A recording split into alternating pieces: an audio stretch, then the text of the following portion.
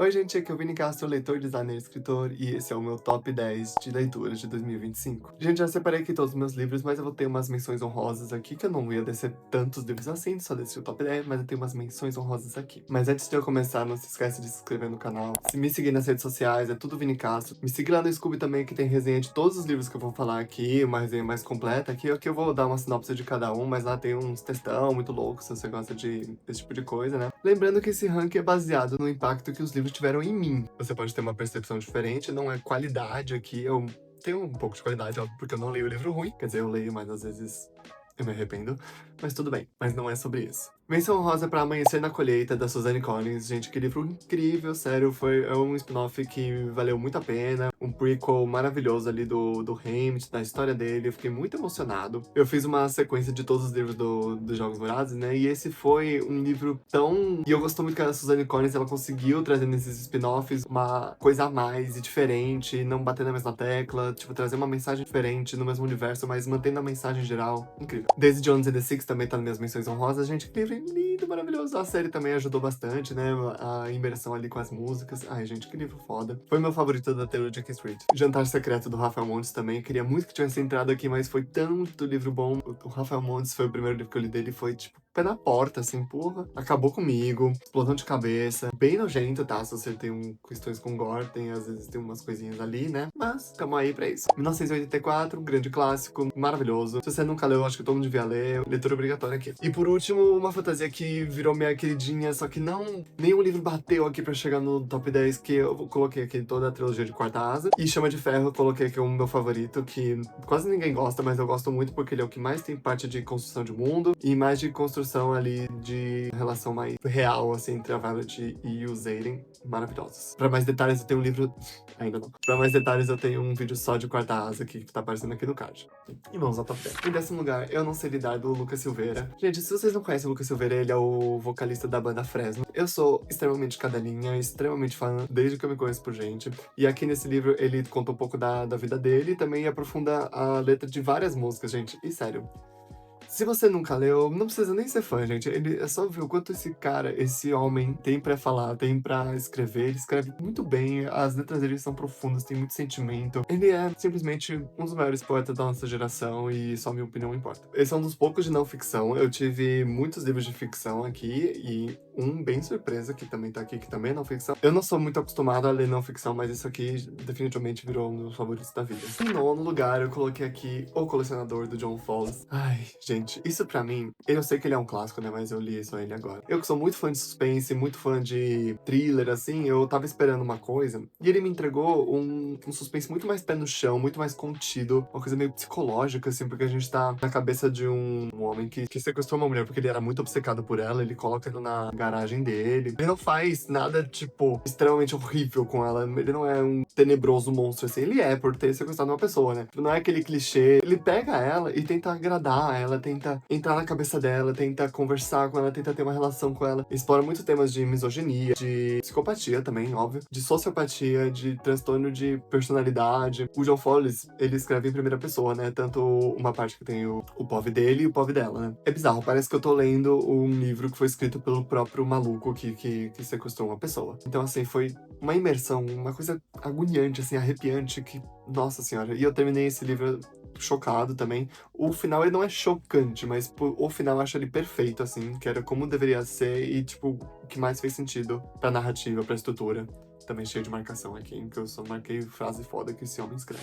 Um totalmente diferente aqui, né? Os dois morrem no final. Ai. Esse é um queridinho, né, do BookTok, muito famoso, todo mundo fala sobre ele. Eu fui por causa do hype, né, obviamente. Um monte de gente falando, muita gente me recomendando. E eu achei que ia ser bom, eu não achei que ia ser tão bom. Eu sei que tem gente que não gosta muito desse livro, porque tava esperando um romancinho, assim. E por mais que ele tenha a parte do romance, ele é muito mais sobre existencial, sobre qual é o nosso lugar no mundo, sobre essa realidade esquisitíssima sobre a Central da Morte. Se você não sabe, nesse livro conta a história do Mateu e o Rufus. Eles vivem num mundo onde existe existe essa empresa, né, a Central da Morte, onde sabe quando todo mundo vai morrer e liga 24 horas pra pessoa, 24 horas antes pra pessoa, pra falar que ela vai morrer nesse dia. Ela tem essas últimas 24 horas. Aí esses dois meninos, eles vão encontrar força um no outro, eles vão encontrar um aconchego um no outro nesse último dia deles. E você fica até a última página se perguntando, tipo, caramba, o que é isso que eu tô lendo, cara? Ele tá entrando na minha cabeça e você vai se apaixonando pelos personagens tão rápido, assim. O Adam Silveira, ele conseguiu fazer uma construção de personagem tão boa, tão autêntica, que eu fiquei embasbacado, sabe? Eu terminei esse livro assim, olha, em prantos. Eu terminei, eu ficava chorando assim no meu travesseiro, olhando pra cima, falando, caralho, a vida é uma merda. Mentira. Mas ao mesmo tempo que ele tem um fundo de esperança, ele tem uma coisa iluminada, ele não é só tristeza também. Eu acho esse livro genial, gente. Eu acho que ele merece todo o hype que ele tem. É 8,80 aqui, gente, olha. Em sétimo lugar, It a Coisa, do Stephen King. Pra quem me acompanha nas lives sabe que eu tinha muito medo de ler esse livro, gente. Quando eu vi o filme, em 2017, quando saiu, eu me caguei eu não sei nem explicar. Mas assim, eu fiquei morrendo de medo. Muita gente fala, tipo, ah, é um terrível, não, nem dá medo. Eu fiquei morrendo de medo. Quando meu irmão me deu esse livro, ele me deu antes de eu assistir o filme, né? Mas eu tava sempre enrolando, porque também ele é gigantesco. Mas eu fiquei com mais medo ainda de ler o livro. É um calhamaço, ele demora pra engatar. Eu acho que foi pela página 400, assim, que ele pega no acelerador e vai com a história, porque até lá ele constrói, o Stephen King, ele perde muito ali, tipo, construindo o cenário, construindo a relação dos personagens. E por mais que seja muito longa essa parte, eu acho que é o que dá força pra esse livro ter entrado tão forte assim em mim, de eu ter colocado ele aqui. E pra mim, como vocês, se vocês já viram minha resenha lá no Scooby, eu coloquei como obra-prima do horror, do terror, porque ele é. Ele inspirou tanta coisa, ele inspirou muito Stranger Things, outras histórias que nessa pegada de... que não é tão Goonies, porque Goonies tem uma vibe um pouco mais infantil, né? Esse aqui é mais... infantil eu não digo, tipo, ele é mais leve, divertido, assim, né? Entre aspas, por mais que tenha um tema de Halloween. Mas esse aqui, ele é pesado, ele é, tipo, forte, ele tem uma carga emocional, uma carga pesada. E eu gosto muito sobre como o Stephen King, ele colocou o Pennywise como esse ser interdimensional de outro planeta, horroroso, pra vir pra aterrorizar o mundo, só que quando ele entra aqui, quando ele tá lá em Derry, ele é a representação do maior monstro que existe no nosso planeta, que é o ser humano. Tanto que tem uma passagem que eu até coloquei, que um dos personagens, que o parceiro dele é atacado pelo Pennywise, né? E ele viu o ataque. E ele fala que quando ele viu o palhaço, aquilo era Derry, aquilo era a cidade, sabe? Aquilo é a personificação da cidade, do horror, de tudo que tem de ruim no ser humano, sabe? Isso é genial, gente. Desculpa, o Stephen King, ele é um King mesmo. Quero muito ler mais livros dele. Eu só li, tipo, Carrie Estranha e alguns contos, que estão ali, tá? Não tô vendo nada demais. Mas tô louco pra ler Iluminado, Misery. Eu quero me imergir muito na cabeça desse homem. Como um pequeno spoiler lá no começo das menções honrosas, né? O livro de Jogos Vorazes que entrou nessa lista foi A Cantiga dos Pássaros e das Serpentes. Ai, não sei o que, é o pior livro. Eu não achei, tá? Eu acho que ele tem o tamanho certo, eu não acho que ele enrolou demais. Porque, gente, esse livro, os outros eles têm um pouco mais de ação, né? Um pouco mais de construção ali do mundo. São um pouco mais ambiciosos, assim, diga assim. Porque eu gosto muito da minha saga, uma das minhas sagas favoritas. Mas eles são mais grandiosos, assim, na rebeldia, na história, na complexidade dos personagens, óbvio. Mas esse aqui, o jeito que a Suzanne Collins, ela conseguiu imergir na cabeça desse cara, do Coriolanus Snow, e construir a personalidade dele pra gente nessas páginas, é surreal, gente. É simplesmente surreal. Eu consegui sentir empatia por ele, eu consegui sentir ódio dele durante o livro inteiro, por mais que eu soubesse que, no fundo, ele tinha uma pessoa ali que ele foi se perdendo, mas ele, no fundo, ele sempre foi o crápula que a gente viu lá na saga da Katniss, né? A construção de personagem aqui é incrível, tanto do Coriolanus quanto da Lucy Gray. Eu acho que a Lucy Gray é uma das personagens femininas mais bem escritas, mais fodas, mais incríveis das últimas décadas. Cara, ela é tão cinza, a gente não sabe o que a Lucy Gray pensa, o que a Lucy Gray quer. Eu gosto muito dela, mas ela tem atitudes questionáveis e ela quer sobreviver, e a gente não sabe se ela se apaixonou por ele ou não, se ela tava manipulando ele. Eu acho isso muito foda, sabe? Porque a maior força desse livro é quem é a Lucy Gray. Se ela é o pássaro ou a serpente, né? Na visão do Coriolanus, a gente tá sempre ali na visão dele. Foi uma experiência incrível ler esse livro. Eu sinto muito se alguém não conseguiu ter essa experiência, se não gostou, mas essa é a minha opinião, tá? Mas também tem um plus que eu li Jogos Vorazes em ordem cronológica. Então eu comecei por esse, aí eu li Amanhecer na Colheita e depois eu fui pra trilogia, né? E eu acho que essa ordem me ajudou muito a, tipo, ver o universo da Suzanne Collins sendo construído. Em sexto lugar, Ainda Estou Aqui, do Marcelo Rubens Paiva. É óbvio que eu fui ler esse livro logo depois que eu vi o filme, porque o filme é uma obra-prima do cinema. Mas esse livro, ele conseguiu incrementar muito a minha experiência do filme, né? ao mesmo tempo que ele teve uma perspectiva diferente também, porque as diferenças do livro e do filme são bem acentuadas, até porque, por mais que aqui tem muito da história da Eunice, o principal ponto de vista que a gente vê durante toda a história do livro é um pouco mais do Marcelo, né? Porque é um livro biográfico. É muito louco porque ele descreve muitas coisas que estavam acontecendo quando o pai dele foi levado e tal, e ele era criança e não estava entendendo o que estava acontecendo. E a construção do logo após, onde ele traz aqui no livro os dados e as coisas que realmente aconteceram ali, que eles foram descobrindo, tudo que a Eunice fez pra tentar libertar ele, né? Aquela coisa que a gente vê no filme. E é extremamente forte, extremamente pesado, e também devia ser outra leitura obrigatória, porque é muito forte e é muito necessário existir livros assim pra que a gente não repita o passado, a gente consiga aprender com o nosso passado, sabe? Porque isso é uma coisa que tá sendo bem difícil esses dias. Esses anos. Eu não consigo nem descrever, assim. É um livro que é um dos livros que me deixou mais sem palavras, assim, porque ele é simplesmente perfeito. O Marcelo conseguiu trazer informações muito completas, uma carga emocional forte da perspectiva dele. Obra-prima. Em quarto lugar, Wolf Song, do TJ Cole. Ai, gente. Vocês viram que meu top 10 é água pro vinho, do vinho pra água. Nesse livro, a gente acompanha a história do Fox, que ele tá ali na cidade pequena dele, que ele mora meio no campo, assim, uma casa mais afastada e tal, mas ele tem uma casa que é vizinha, que tá abandonada há muito tempo. Chega essa família que se muda pra ser vizinho deles. Acaba que sendo que ele vai descobrindo ali, né, as coisas, que é uma família de lobisomens. E ele lá, bem novinho, lá com 16, 15 anos, se não me engano, no começo do livro, vai se entrosando ali com os meninos, eles vão virando amigos, vão virando muito amigos, né, a turminha dele toda vira um negócio, assim, maravilhoso. E acaba rolando também um romance entre ele e um dos meninos ali do bando. Ele tem uma coisa de encontrar uma nova família, porque ele morava ali com a mãe dele, ele tem uns problemas com o pai dele que foi embora. Ele todo complexado, ele trabalha na mecânico? E ele tá tentando ali construir uma vida dele sem o pai, tentando ajudar a mãe dele em casa. E ele acaba encontrando uma segunda família ali, nesse pessoal que chega. Ele e a mãe dele também, que a mãe dele também vai lá junto. Só que aí começa a ter muitas tretas ali com os lobisomens e outro bando, e betas e ômegas, e alfas e loucuras. O que mais me pegou nesse livro é a escrita. O TJ Clooney, ele abraça você, assim, você tá lendo ali os sentimentos de cada personagem, eles falando, as descrições, as coisas, eu já me sentia, tipo, abraçado por algo quentinho, assim, uma coisa muito boa, ao mesmo tempo que acontece coisas horríveis aqui, coisas que eu... Meu Deus do céu, eu tava querendo chorar, de me debulhar de água, me jogar no chão. Mas ao mesmo tempo, é perfeito. A sequência também, né, Raven Song também é muito boa. Eu não quis botar os dois aqui, mas esse aqui eu achei superior. Mesmo o segundo também sendo maravilhoso, impecável. Mas ele é focado em outro casal ali do bando. Leiam esse livro, tá? Esse livro é perfeito. Basicamente eu tô falando de todos aqui que são perfeitos, né? Mas tudo bem. Mais um nacional aqui com Véspera, da Carla Madeira, em terceiro lugar. Um livro tão fininho, gente, mas deixa uma marca tão grande, assim. Ele eu acho que é o livro mais recente da Carla Madeira, se não me engano. Eu li já os 3 livros dela, né? A Natureza da Mordida e Tudo é Rio e Véspera, né? E esse aqui foi definitivamente meu favorito.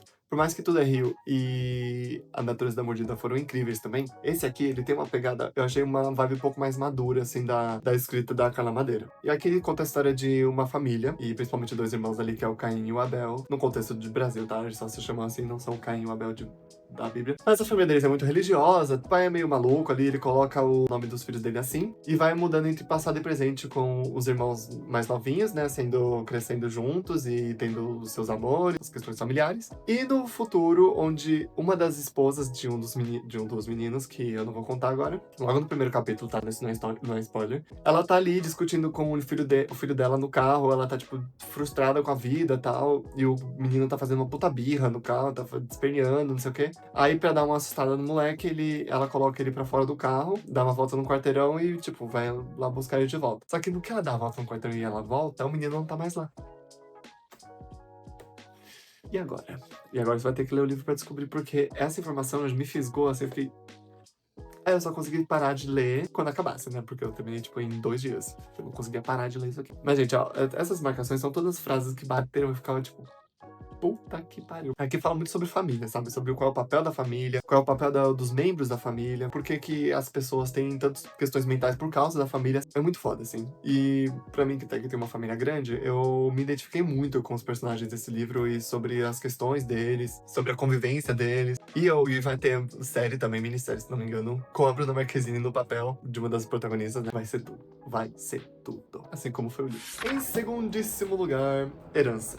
representando aqui toda a saga de Eragon que eu li esse ano. Eu já tinha lido o primeiro livro quando eu era mais novo, tentei ler o segundo quando eu era mais novo, não consegui. Eu não curti a ler, eu comecei a muito ler esse ano, né, 2025. E eu coloquei aqui o melhor da saga, que é o Herança. E foi muito bizarro, gente, porque esse ano eu li muita fantasia, só que poucas subiram aqui no meu top 10. Minha saga de fantasia favorita até o seguinte momento, e esse livro foi um desfecho maravilhoso, e ele passa bastante tempo fechando todos os arcos de personagens, assim, mesmo depois da batalha final, que eu não vou dar spoiler aqui. O Eragon, ele é um protagonista muito foda, e ele evolui muito ao longo dos livros. No primeiro ele parece, tipo, um menininho que é, tipo, o protagonista meio padrão, assim, só que o jeito que ele cresce, o jeito que ele começa a perceber o mundo à volta dele, sobre questões políticas que acontecem em volta dele, e ele vai tendo que se inserir nesse mundo e tendo que trabalhar ele e a Safira, né, que eles têm uma mente compartilhada ali, ele tem uma vontade muito grande de salvar as pessoas, de melhorar a situação de muita gente. E ele sacrifica tudo que ele quer e tudo que ele é pra poder ajudar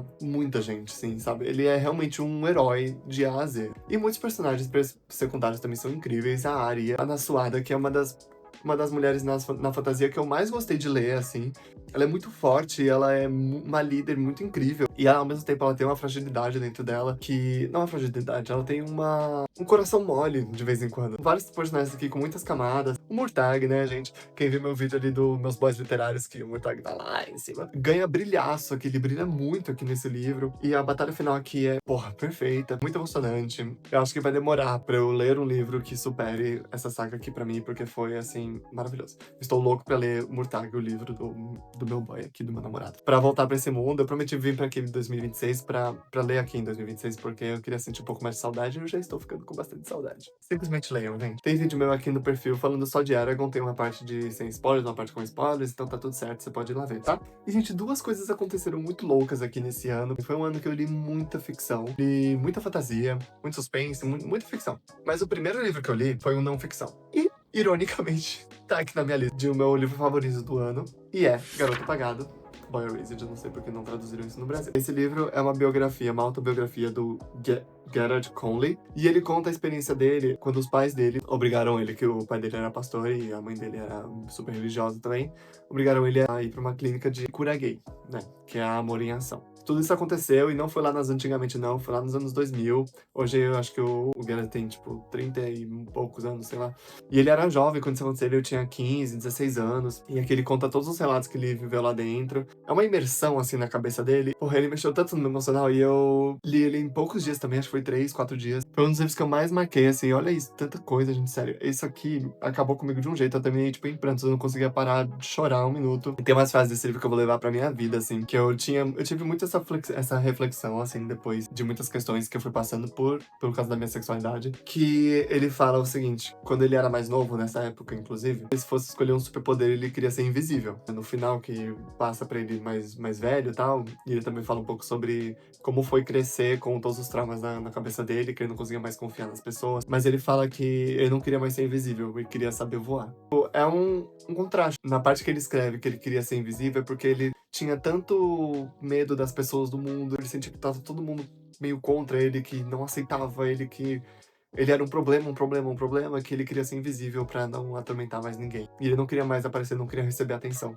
Mas aí no final ele tem essa virada onde ele tem agora esse sonho, esse desejo de superpoder de querer voar. Porque agora ele quer saber quem ele é, quer saber abrir as asas e desbravar esse mundo, porque a gente merece viver, a gente merece todo o espaço que a gente tem, que a gente tem direito de persistir, de resistir.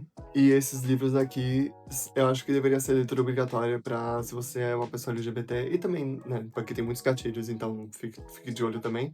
Mas pra gente entender nosso passado, pra gente entender o que aconteceu e o que está acontecendo, é muito forte e é muito necessário, sabe? Por mais que seja muito triste, isso aconteceu, isso acontece. Então a gente não pode ficar fechando os olhos pra o que acontece, né? Terminei, gente. Obrigado por você que viu esse vídeo até aqui. Não esquece de se inscrever no canal. Eu tô voltando aqui aos poucos, tô trabalhando muito, mas me segue ali no TikTok também, que eu posto com mais frequência. Aqui no YouTube, eu gosto muito de fazer vídeos aqui pro YouTube, mas eu preciso que esse canal cresça pra trazer mais conteúdo pra cá, pra falar de todos esses livros. Eu queria fazer um vídeo pra cada livro, mas é bem difícil. Mas eu tô na minha crescente e vai dar tudo certo. Não esquece de me seguir nas redes sociais, me siga no Scooby também, que ali eu tô postando o tempo todo, que eu fico postando os históricos dos meus livros e etc. Muito obrigado pra você.